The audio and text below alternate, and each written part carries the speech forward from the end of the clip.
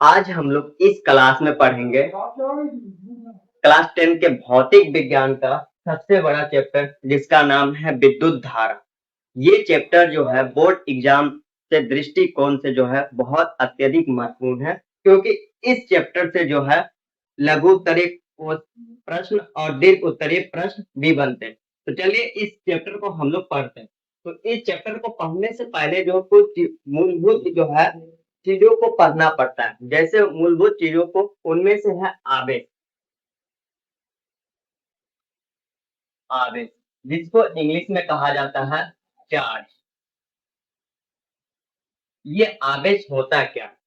तो आवेश होता है कि किसी भी वस्तु की वह भौतिक गुण, किसी भी वस्तु की वो भौतिक गुण, किसी भी वस्तु की वह भौतिक गुण जिसके कारण किसी अन्य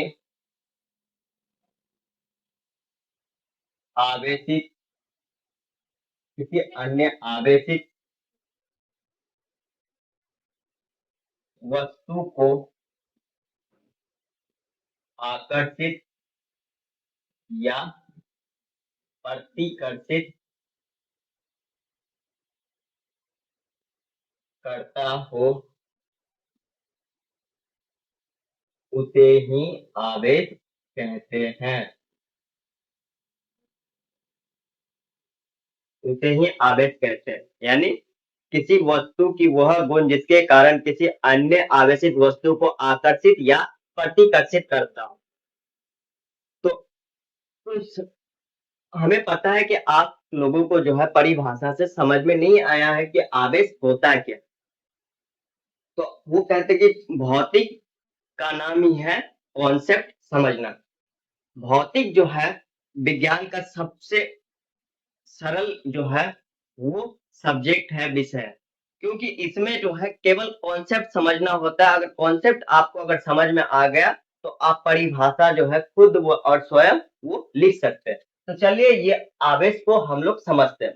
तो हम लोग जानते हैं कि दुनिया में या पृथ्वी में जितने भी वस्तुएं हैं, वे सभी वस्तुएं जो है छोटे छोटे कणों से मिलकर बना है, और उन्हीं कणों को कहा जाता है परमाणु। और उन्हीं परमाणु में से एक परमाणु को हम लोग लेते हैं। जैसे एक परमाणु ले लेते हैं कार्बन परमाणु। कार्बन परमाणु कार्बन परमाणु की परमाणु संख्या होता है 6, यानी परमाणु संख्या 6। अब किसी भी परमाणु का परमाणु संख्या कहने का मतलब होता है कि उसमें इलेक्ट्रॉन और प्रोटॉन की संख्या कितना है।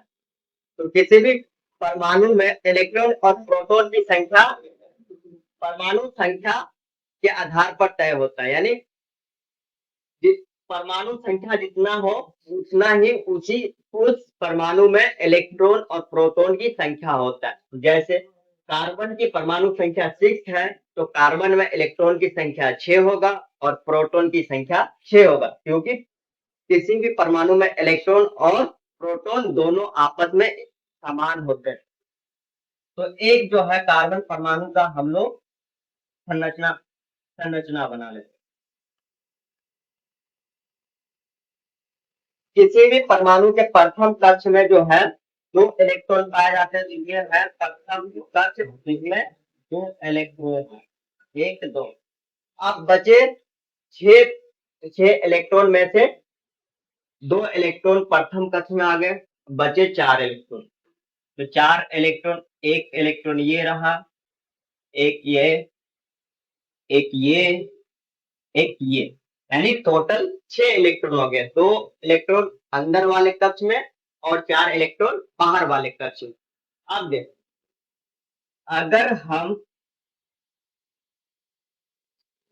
अगर हम किसी भी परमाणु में से इलेक्ट्रॉन की संख्या को बाहर निकालते हैं। अब इलेक्ट्रॉन की संख्या बाहर निकालने के कई सारे तरीके हैं। वो तरीका है कि या तो आप इसको इलेक्ट्रॉन को जो है बाह्य ऊर्जा दो और वो ऊर्जा प्राप्त करके वो अपने कक्ष से बाहर निकल जाते हैं। अब वो ऊर्जा किसी भी रूप से उष्मा रूप उसमें रूप से हो सकता है या विद्युतीय ऊर्जा हो सकता है या अन्य ऊर्जा हो सकता है। तो यदि हम किसी इलेक्ट्रॉन को बाहर निकालते हैं इस परमाणु से, यदि हम मान लें कि यहां से हमने 2 इलेक्ट्रॉन बाहर निकाला,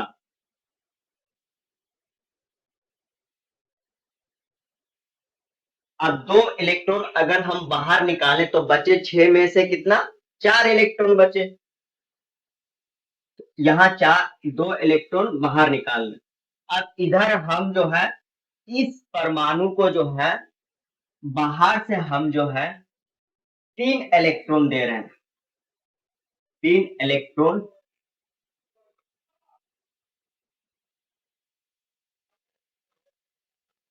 दो स्थिति है, जब हम किसी परमाणु से इलेक्ट्रॉन हम बाहर निकाल रहे हैं तो बाहर निकाल रहे हैं तो हम दे रहे हैं। तो जब दे रहे हैं तो इसमें क्या हो गया कि 2 इलेक्ट्रॉन की कमी हो गया और बचा कितना 4 इलेक्ट्रॉन अभी भी। तो इसी को कहा जाएगा धनावेश। और जब इलेक्ट्रॉन जो है किसी परमाणु को बाहर से दिया जाता है तो उसमें क्या आ जाता है एक्स्ट्रा चार्ज आ जाता है जिसको कहा जाता है ऋणावेश। अब ये कैसे धनावेश ऋणावेश वाले कॉन्सेप्ट समझ में नहीं है। देख, कोई भी परमाणु जो है कोई भी परमाणु जो है वो अनावेशित रूप में होता है। अनावेशित रूप में कहने का मतलब कि किसी भी परमाणु में इलेक्ट्रॉन और प्रोटॉन की संख्या दोनों समान होता है। इलेक्ट्रॉन को जो है माइनस दर्शाया जाता है और प्रोटॉन को जो है इस तरह दर्शाया जाता है, यानी प्लस माइनस एक दूसरे का प्रभाव को समाप्त कर देता है। जब समाप्त कर देता है तो इस ऐसे स्थिति में क्या बन जाता है ये अनावेशित।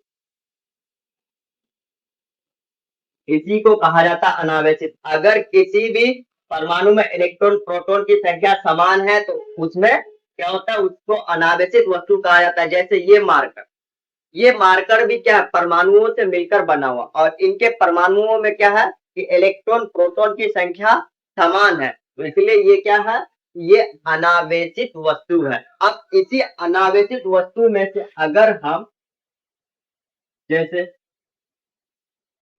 जैसे परमाणु में इलेक्ट्रॉन की संख्या 6 इलेक्ट्रॉन और कार्बन में प्रोटॉन की संख्या 6 प्रोटॉन हो गया। तो अगर दोनों इक्वल है दोनों बराबर है 6 इलेक्ट्रॉन 6 प्रोटॉन दोनों बराबर, दोनों क्या कर रहे हैं एक दूसरे के प्रभाव को समाप्त कर रहे हैं। अब ऐसे में अगर हम इनमें से कोई क्या कर रहे हैं इनमें से अगर दो इलेक्ट्रॉन को बाहर निकाल रहे हैं तो मेरे पास बचा कितना 4 इलेक्ट्रॉन और इधर प्रोटॉन की संख्या कितना बचा अभी भी 6 प्रोटॉन। तो यहां देखो यहाँ कितना यहाँ 4 माइनस में है और 6 प्लस में, तो 4 माइनस जो क्या करेगा इधर वाले 4 प्रोटॉन को वो क्या उनके प्रभाव को समाप्त कर पाएगा, लेकिन इनके बचे 2 प्रोटॉन का प्रभाव समाप्त नहीं कर पाएगा। और ऐसे में क्या आ जाएगा कि इसके ऊपर जो है क्या आ जाएगा ये प्लस चार्ज आ जाएगा और इसी प्लस चार्ज को कहा जाएगा धन आवेश, क्योंकि प्रोटॉन पे जो है वो प्लस चार्ज होता है तो प्लस चार्ज को धन आवेश बोला जाता है।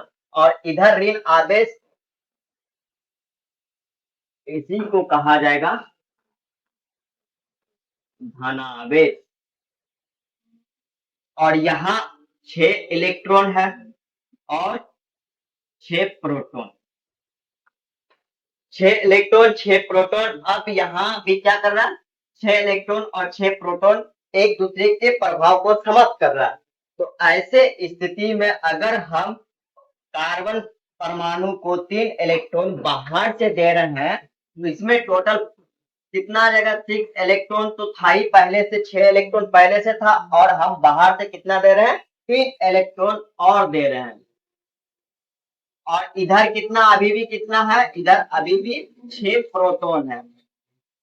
तो ये 6 इलेक्ट्रॉन और 6 प्रोटॉन अपना प्रभाव क्या कर रहा है, एक दूसरे के प्रभाव को समाप्त कर रहा है, लेकिन 3 इलेक्ट्रॉन माइनस का प्रभाव समाप्त नहीं कर पा रहा है। तो यही क्या हो रहा है, यही एक्स्ट्रा चार्ज आ रहा है, यही आवेश एक्स्ट्रा आ रहा है, इसी को कहा जाता है ऋण आवेश।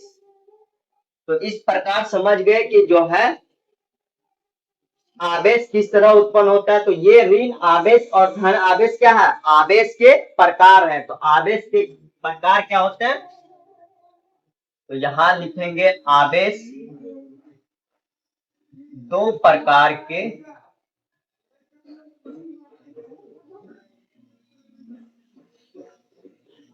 होते हैं। Number 1 धनावेश, number 2 ऋणावेश। धनावेश का मतलब सिंपल है, किसी भी अगर परमाणु से इलेक्ट्रॉन को बाहर निकाला जा रहा है तो उसमें धनावेश उत्पन्न हो जाता है, और किसी भी परमाणु को बाहर से इलेक्ट्रॉन दिया जाता है तो उसमें ऋण आवेश उत्पन्न हो जाता है। इस प्रकार आवेश दो प्रकार के होते हैं, धन आवेश और ऋण आवेश। अब हम लोग को जो आवेश पढ़ ली, अब आवेश, अब देखना है कि विद्युत धारा होता है क्या है। तो विद्युत धारा कुछ नहीं है, जब किसी पदार्थ से होकर के या किसी चालक से होकर के जब यही आवेश गुजरता है या प्रभाव करता है तो उसी को ही कहा जाता है विद्युत धारा। और और एक पॉइंट लिखना चाहो तो लिख सकते हो, आवेश जैसे हम लोग आलू प्याज चावल को नापने का जरिया, उसको किलो किलो में नापते हैं, ग्राम में नापते हैं, जैसे दूध को लीटर में नापते हैं, तो उसी तरह जो है आवेश को जो है नापने का जरिया है वो है कूलम। और इसी नापने के पद्धति को कहा जाता है, स्टैंडर्ड पद्धति को कहा जाता है एसआई यूनिट। तो आवेश का एसआई यूनिट क्या हो जाएगा, कूलम। आवेश का एसआई मात्रक, जिसको यहां लिखें, आवेश एसआई मात्रक कूलम, जिसको सी से प्रदर्शित किया जाता है। तो आवेश के बारे में हम लोग जान चुके हैं। आवेश क्या होता है कि आवेश हर वस्तु में जो है समाहित होता है, बल्कि उसे क्या करना है, उसे जो है बस उसको उत्पन्न करना है। उत्पन्न किस प्रकार कर सकते हैं, उत्पन्न करने के दो रास्ते हैं, या तो हम किसी परमाणु में से इलेक्ट्रॉन बाहर निकाल दे या किसी परमाणु को जो है बाहर से इलेक्ट्रॉन दे दे। अब इसको जो है अपने दैनिक जीवन में कैसे देखें, तो दैनिक जीवन में हम लोग करके देख चुके हैं। जैसे पहले हम लोग बचपन में क्या करते थे कि कागज के छोटे छोटे टुकड़े टुकड़े करके जो है अपने जो कलम को या पेन को जो है बालों से रगड़ने के बाद जैसे उसको जो ऐसे करते तो वो क्या होते, कागज के टुकड़े आकर्षित हो रहे थे। तो जब हम कलम को जो है अपने बालों से रगड़ते थे तो रगड़ने के कारण क्या होता था कि इसमें जो है आवेश उत्पन्न हो जाता था, और आवेश उत्पन्न होने से क्या होता था, किसी अन्य वस्तु को वो आकर्षित करता था। जहां जहां परिभाषा में हम लोग लिखा है आकर्षित या प्रतिकर्षित, इसलिए जो है वो क्या होते, कागज के छोटे छोटे टुकड़े कलम की ओर आकर्षित हो जाते थे। अब और अन्य अब देखना चाहेंगे तो आप एक बैलून फुलाइए, बैलून फुलाने के बाद क्या कीजिए कि बैलून को जो है अपने जो है सर से रगड़ने के बाद आप दीवार पे ऐसे ही छोड़ दे तो दीवार पे वो क्या हो जाएंगे, चिपक जाएंगे। तो बैलून एक आवेशित वस्तु है और दीवार एक अनावेशित वस्तु है, और दोनों के बीच में आकर्षण हुआ और वो दोनों एक दूसरे से चिपक गए। तो इस तरह जो है आवेशित उत्पन्न होता है। जैसे हम ये मार्कर है, मार्कर को अगर हम अपने सर पे रगड़ेंगे तो इसमें आवेशित उत्पन्न हो जाएगा। कहने का मतलब हर एक वस्तु में, हर एक पदार्थ में जो है आवेश छुपा हुआ रहता है, और उसको जो है उसको उत्पन्न करना पड़ता है। और उत्पन्न करने के कई कई तरीके होते हैं, जिसे हम लोग क्लास 12 में अगर साइंस पढ़ेंगे तो वहां जाना जाएगा। तो हो गया, ये आवेश समझ में आ गया। तो हम लोग को समझना है विद्युत धारा। विद्युत धारा क्या है, तो विद्युत धारा क्या है कि ये एक तार, जैसे हम लोग किसी भी अगर मान लो एक बल्ब को जलाना, इस जगह पे अगर एक बल्ब जलाना है तो फिर क्या चाहिए? बल्ब ज- बल्ब जलाने के लिए हम लोग को विद्युत चाहिए। विद्युत चाहिए तो वो विद्युत क्या होगा, वो तारों के माध्यम से होता हुआ बल्ब तक आएगा। तो वो जो तारों से होता हुआ आएगा तो वो क्या, कौन सा आएगा? यही इलेक्ट्रॉन आएगा। और इलेक्ट्रॉन जब यहां से होता हुआ कहाँ आएगा, यहाँ बल्ब तक आएगा, तो ये बल्ब क्या होगा, जलेगा। तो विद्युत धारा क्या है? आवेश, किसी चालक में से आवेश के प्रभाव या गति को ही विद्युत धारा कहते हैं। इसका तो, तो इसका परिभाषा लिखना चाहेंगे?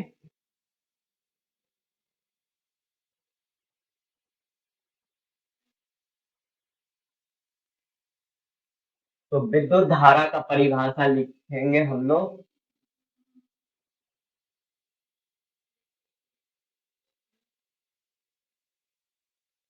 किसी चालक किसी चालक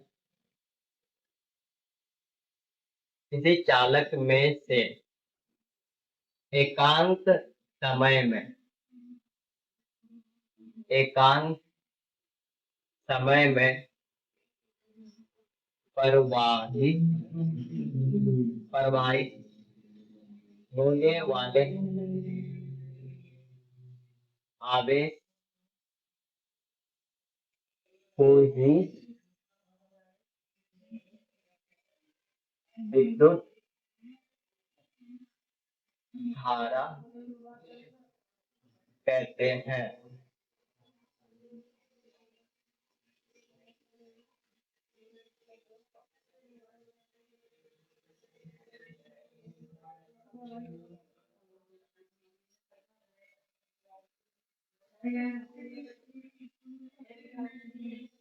इसको आगे लिखेंगे, विद्युत धारा को आई से प्रदर्शित